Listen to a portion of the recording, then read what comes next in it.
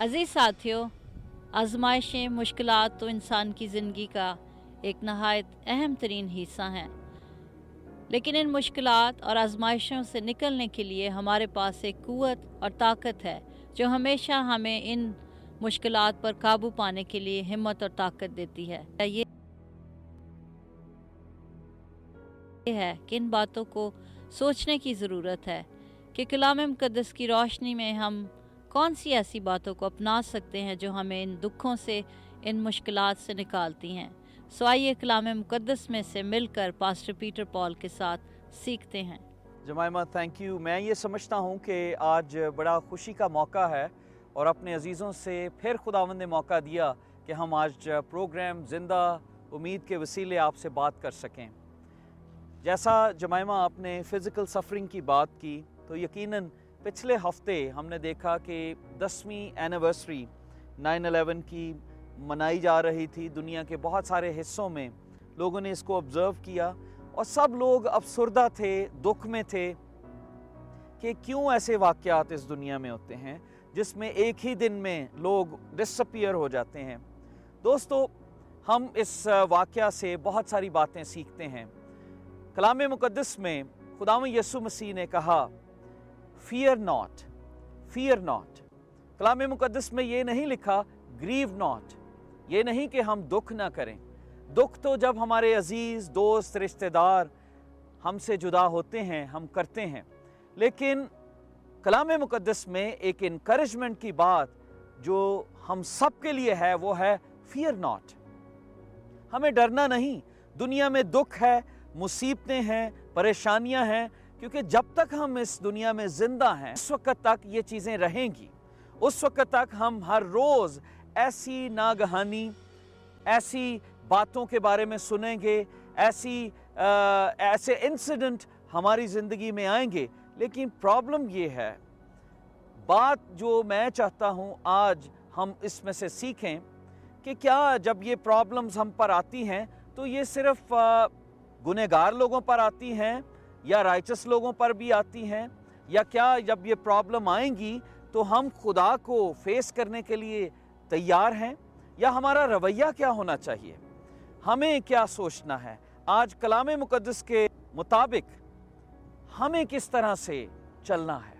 तो हम कलाम मुक़द्दस में से चंद एक बातें मैं चाहता हूँ जमाइमा हम मिलकर सीखें। मैं ये चाहता हूँ कि हम कलाम मुक़द्दस में से ये बात सीखें। पहली बात कि इंसान की ज़िंदगी बड़ी गैर यकीनी है। इंसान की ज़िंदगी बड़ी गैर यकीनी है।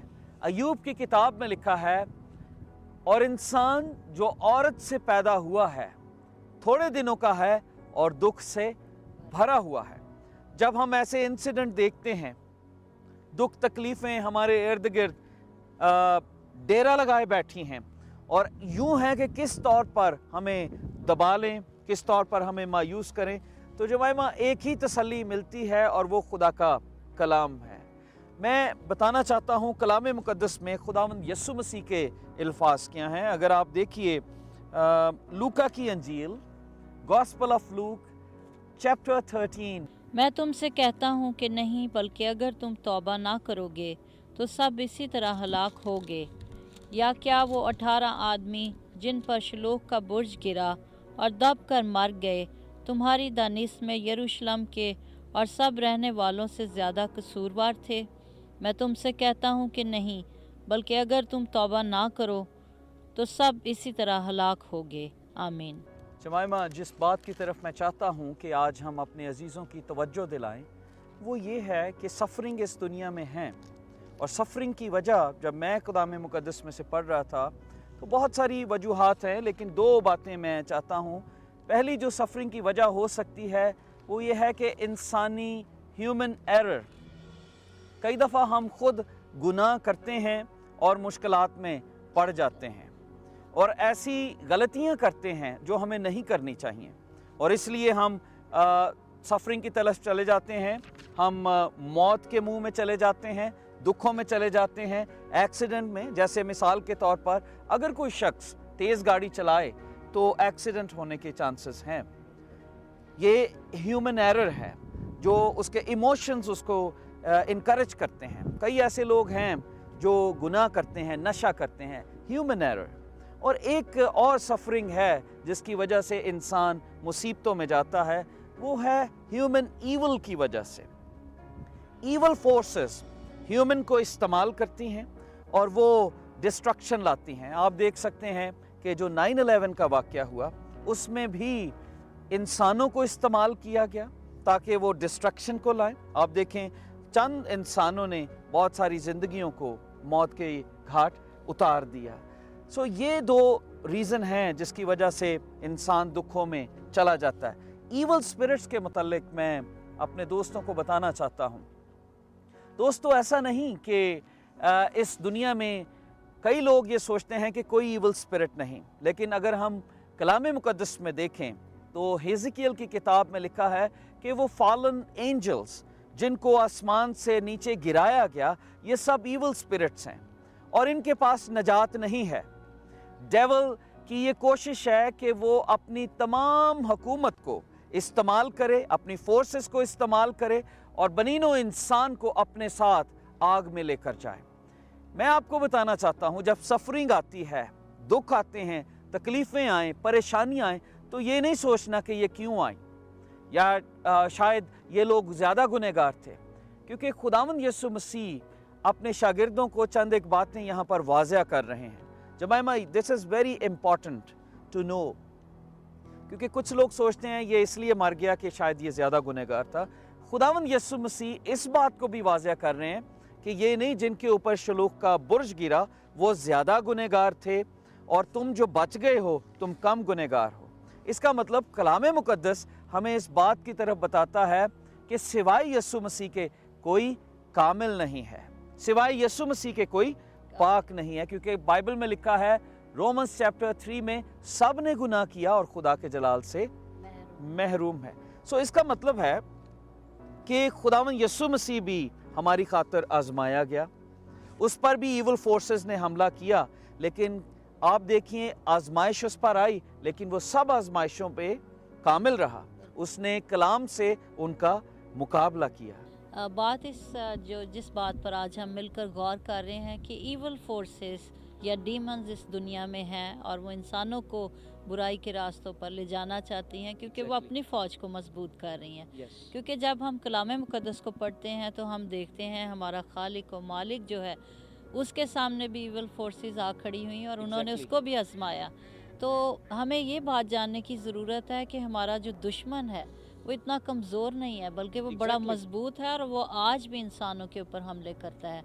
सो हमें कलाम मुक़द्दस की रहनुमाई में आज इस बात को सीखना है कि वो कौन सी ऐसी ताकत है जो हमें इस हमले से, इस मुश्किल से बचा सकती है। एग्जैक्टली जमाइमा, एक और बात जो मैं चाहता हूँ कि हम इस बात को सीखें कि जब प्रॉब्लम, सफरिंग हमारी ज़िंदगी में आती हैं तो ये उसका एहसास उस टाइम होता है जब हम उसके अंदर से गुजर रहे होते हैं। कई दफ़ा जब हम इस दुनिया में रह रहे होते हैं, हम आने वाली मुसीबत को समझते नहीं, सोचते नहीं कि ऐसा भी हो सकेगा।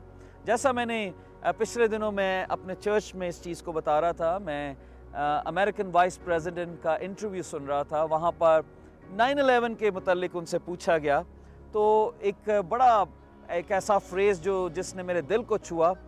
उन्होंने बोला कि आप 9/11 के मुतालिक क्या सोचते हैं? तो उन्होंने ये बताया कि it was beyond our imagination, हमारे तसव्वुरात में भी नहीं था कि कभी ऐसा भी हो सकेगा। आज इंसान अपने कंफर्ट जोन में सो रहा है और उसे पता नहीं कि इब्लीस हमारी ज़िंदगियों में कितनी डिस्ट्रक्शन ला सकता है, कितनी तबाही ला सकता है, कितनी प्रॉब्लम्स ला सकता है, और इसलिए उसकी इमेजिनेशन में नहीं और वो तैयार नहीं। और मैं अब देख रहा था कि अमेरिकन फोर्सेस और दुनिया की जो तमाम फोर्सेस हैं वो ऐसे हमलों से निपटने के लिए अब तैयारी में हैं, क्योंकि उन्हें पता है कि अब ऐसा हो सकता है। नाउ दे एक्सपेक्ट, लेकिन अब वो तैयारी में हैं। इसीलिए खुदा का कलाम हमें ये बताता है, अगर ये हवाला पढ़ा हो, कि हमें अपने गुनाहों से तौबा करनी है। दोस्तों, ख़ास जो आज हम आपके लिए मैसेज लेकर आए हैं वो ये है कि हम सबको तौबा करने की ज़रूरत है, अपने गुनाहों से पछताने की ज़रूरत है। हमें ये सोचने की ज़रूरत है, अगर आज हम किसी नागहानी आफत की नज़र हो जाते हैं, तो क्या हम खुदा का सामना करने के लायक हैं या नहीं हैं? क्या हम खुदा के सामने उसकी हजूरी में जा सकते हैं? बहुत सारे लोग हैं जो झगड़ों में मुलव्वस हैं, बहुत सारे लोग हैं जो ऐसे कामों में मसरूफ़ हैं जिनको वो गुनाह नहीं समझते। सो जमाइमा, मैं खुदाम यीशु मसीह की इस बात को आगे लेकर जाना चाहता हूँ। अगर आप देखिए हिजकिय्याल की किताब चैप्टर 18, मेरे साथ वर्स 30 देखें, तो वहाँ पर देखिए कि तौबा के मुतल्लिक क्या बात कही गई है, रिपेंटेंस के मुतल्लिक क्या मैसेज है। बस खुदावंद फरमाता है कि आए बनी इसराइल, मैं हर एक की रविश के मुताबिक तुम्हारी अदालत करूँगा। तौबा करो और अपने तमाम गुनाहों से बाज आओ, ताकि बदकारी तुम्हारी हलाकत का बायस ना हो। उन तमाम गुनाहों को जिनसे तुम गुनाहगार हुए दूर करो और अपने लिए नया दिल और नई रूह पैदा करो। आए बनी इसराइल, तुम क्यों हलाक हो गए? क्योंकि खुदावंद खुदा फरमाता है, मुझे मरने वाले की मौत से शाद मानी नहीं, इसलिए बाज आओ और ज़िंदा रहो। आमीन। दोस्तों, कलाम मुक़द्दस में वाज़ेह अल्फाज में लिखा है कि खुदावंद को इस बात से शादमानी नहीं कि रोज़ लोग नशे से, रोज़ लोग किसी न किसी बीमारी से, रोज़ लोग किसी न किसी टेररिस्ट एक्ट से मर रहे हैं। खुदावंद ये चाहते हैं कि ये जो दुनिया है जिसमें हम रह रहे हैं, जिसमें हमारी ज़िंदगी चंद सालों की है, थोड़े दिनों की है, घास की मानंद है, क्या हम इसमें तौबा करके अपने गुनाहों से नजात पा रहे हैं या नहीं पा रहे? और यही मैसेज खुदावंद के बंदा हिजकिय्याल को मिला, ताकि वो बनी इसराइल को जाकर सुनाए और उनको बताए। यहाँ पर लिखा है कि तमाम गुनाहों से बाज आओ। जमाइमा, मैं ये चाहता हूँ कि हम इस बात की तरफ सीखें कि रिपेंटेंस, क्योंकि बहुत सारे लोग हैं जो रिपेंटेंस को समझते नहीं। आज बहुत सारे बड़े बड़े मसीही लोग हैं जो रिपेंटेंस के मतलब को नहीं समझते। बड़े बड़े ऐसे फ़िलासफ़र हैं जो ये कहते हैं कि जो कुछ वो कर रहे हैं वो ठीक हैं। रिपेंटेंस का मतलब है कि हम अपनी माइंड को चेंज करते हैं, टोटल सरेंडर। रिपेंटेंस का मतलब है पछताना।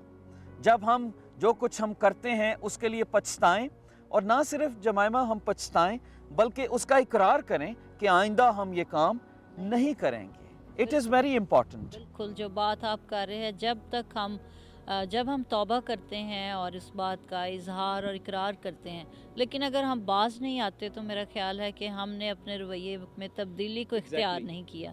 सो अज़ीज़ साथियों, तब्दीली जो है वो नहायत ज़रूरी है, क्योंकि तब्दीली ही ऐसी बात है जो हमारी ज़िंदगी में हमें आगे आगे बढ़ाती चली जाती है। जब हम इकरार करते हैं, बाज आते हैं, उन चीज़ों को छोड़ देते हैं, तो फिर खुदावंद का पाक रूह हमारी ज़िंदगियों में काम करता है और बरकत के दरवाजे हमारे लिए खुलते चले जाते हैं। क्योंकि बाइबल मुकद्दस का पैगाम ही ये है कि तौबा करो और नजात पाओ।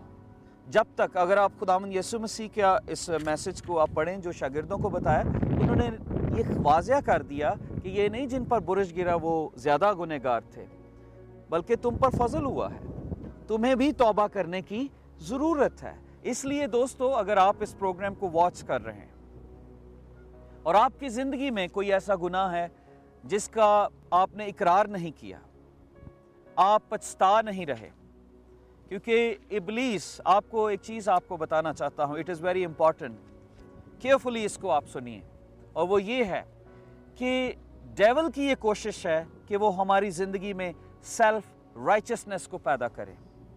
वो हमारी ज़िंदगी में ये कन्फ्यूजन पैदा कर दे कि जो कुछ हम कर रहे हैं वो बिल्कुल ठीक है। वो हमारी ज़िंदगी में ऐसी चीटिंग लाता है, हमें ऐसा सेटिस्फाइड कर देता है, फ़लसफ़ा लाता है, ऐसी वर्सेस लेकर आता है कि हम रेफरेंस देते हैं। जमाइमा, मैंने बहुत सारे लोगों को रेफरेंस देखते सुना कि नहीं, जो मैं कर रहा हूँ मेरा मौक़िफ़ ठीक है। लेकिन कलाम मुक़द्दस में क्या लिखा है?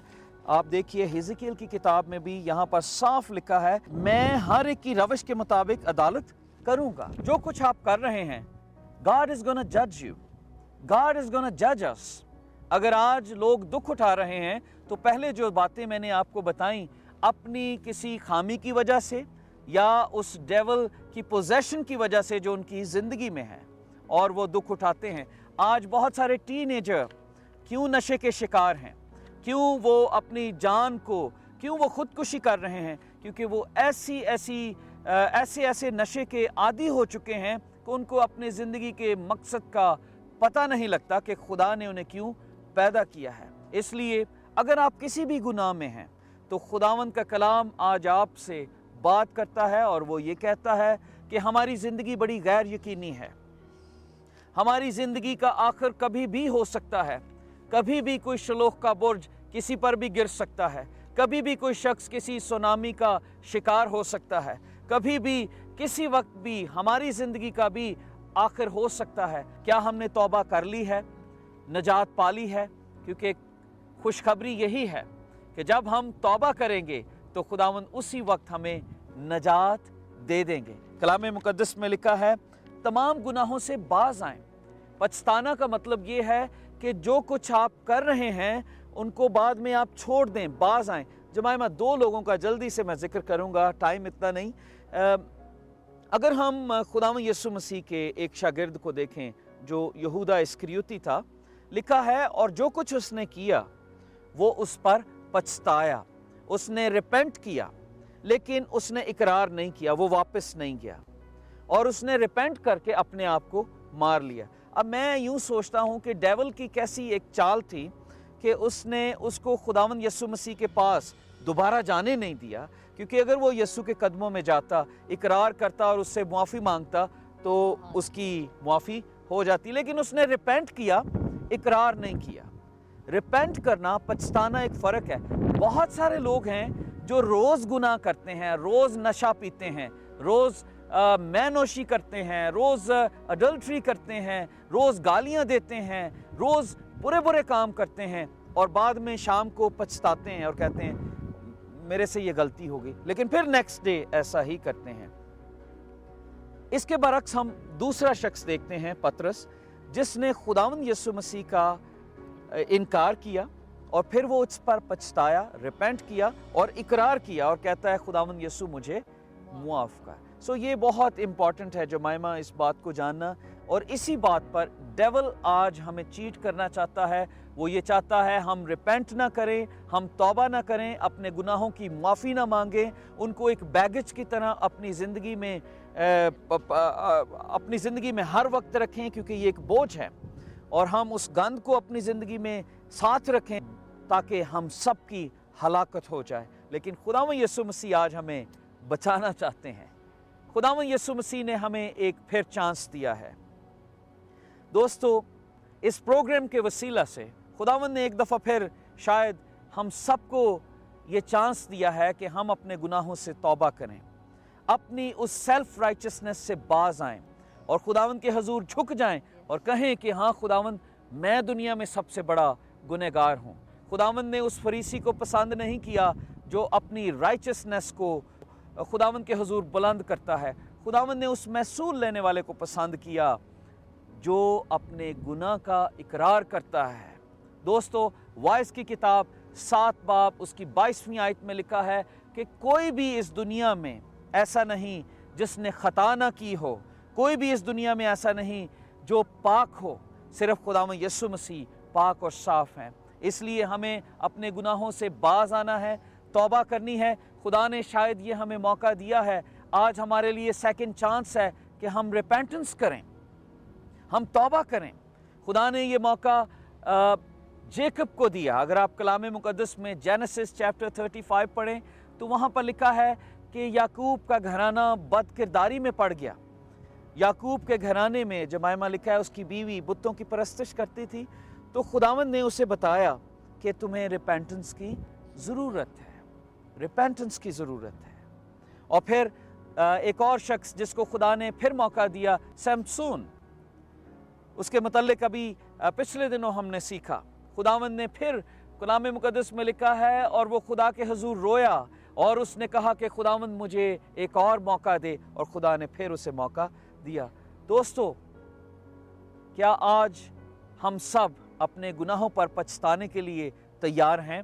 अगर आप तैयार हैं तो खुदावंद यीशु मसीह आपको मुआफ करने में सच्चा और आदिल है। Are you ready? Are you ready? अगर आप रेडी हैं तो खुदावंद यीशु मसीह की मुआफ़ी आपको मिल चुकी है। वो आपके दिलों पर निगाह कर रहा है। वो आपकी सफरिंग को उठाना चाहता है।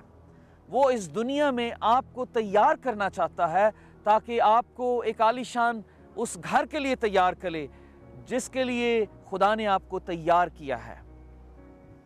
उसने आपको इस दुनिया में इसलिए भेजा है कि आप उसका जलाल जाहिर करें। सेटन आप पर डिस्ट्रक्शन लाएगा, लेकिन आपको घबराना नहीं।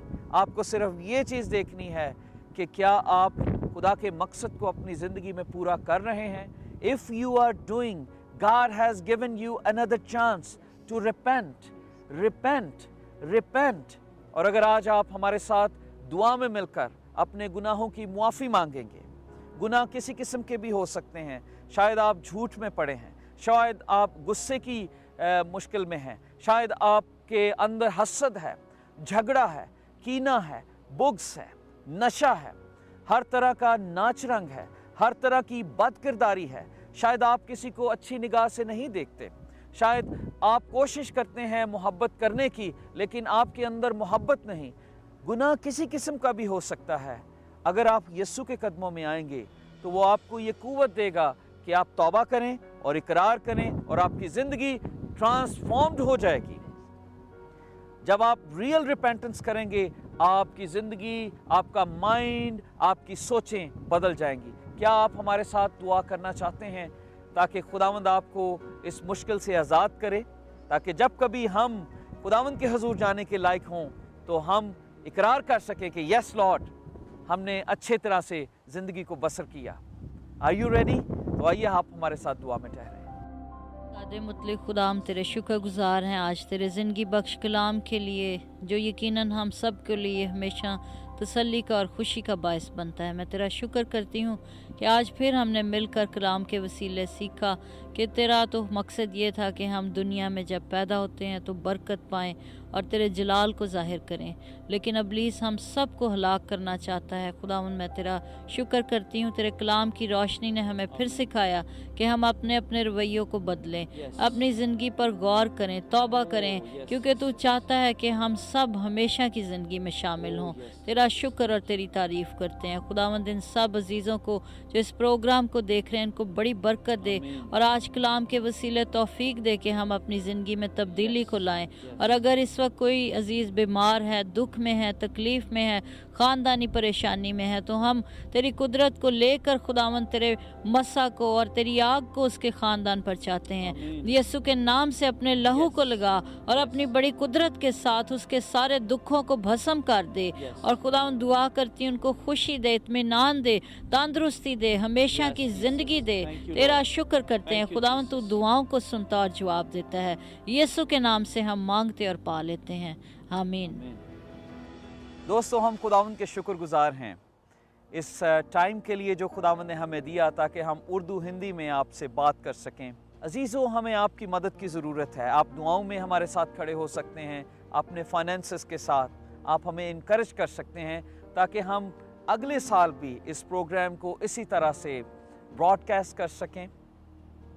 मेरा बड़ा ईमान है कि ये प्रोग्राम बहुत सारे दोस्त हैं जिनके लिए ईमान का बायस है और उनके लिए हर रोज़ तरक्की का बायस बन रहा है। जमाइमा, पिछले दिनों मैं ये चाहता हूँ हम बताएं कि हमारे चर्च में बहुत खूबसूरत इवेंट्स होते हैं। अगर आपको मौका मिले तो आप ज़रूर उनको विज़िट करें। मंथ ऑफ अक्टूबर में हम कन्वेंशन कर रहे हैं, स्क्रीन पर ज़रूर उनको नोट कीजिएगा। जाते जाते हम आपको ये बरकत की दुआ देना चाहते हैं कि खुदावंद आपके साथ हो, आपकी रहनुमाई करे, अपना चेहरा आप पर जलवागर फरमाए और आपको हर मुसीबत से बचाए और अपने हाथों में महफूज रखे। इस ईमान के साथ रुखसत होते हैं कि अगले हफ्ते हम आपसे मुलाकात करेंगे प्रोग्राम जिंदा उम्मीद के साथ।